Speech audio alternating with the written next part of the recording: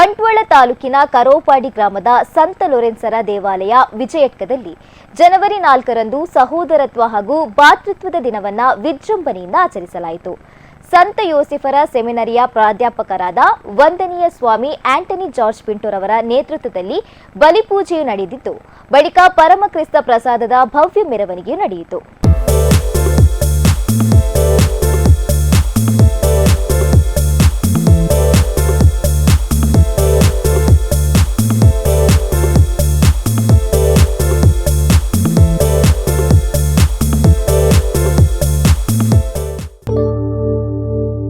ಒಂದು ಹೆಜ್ಜೆಯಿಂದ ಬದಲಾವಣೆ ಆರಂಭ.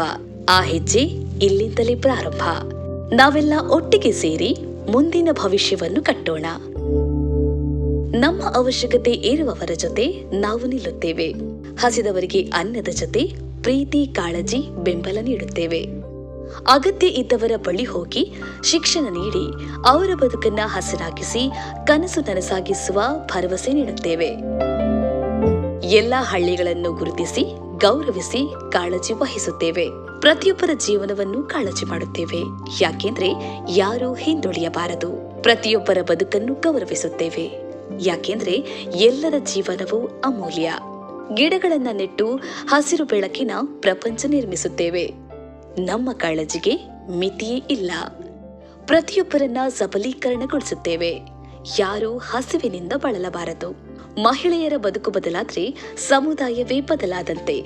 ಘನತೆಯ ಕಾಳಜಿಯಿಂದ ಮಹಿಳಾ ಸಬಲೀಕರಣ ಮಾಡುತ್ತೇವೆ. ಕಲಿಕೆಯಿಂದ ಬದಲಾವಣೆ, ಆ ಬದಲಾವಣೆಯಿಂದ ಪ್ರಗತಿ.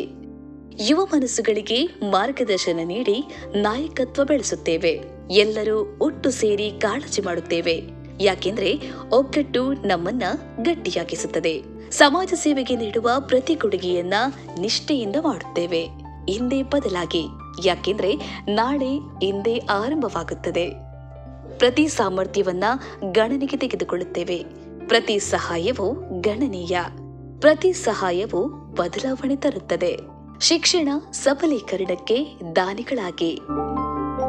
ಲೋಬೋ ಫೌಂಡೇಶನ್. ಬೆಳವಣಿಗೆ ಹಾಗೂ ಬದಲಾವಣೆಗೆ ಜೊತೆಗಿರೋಣ.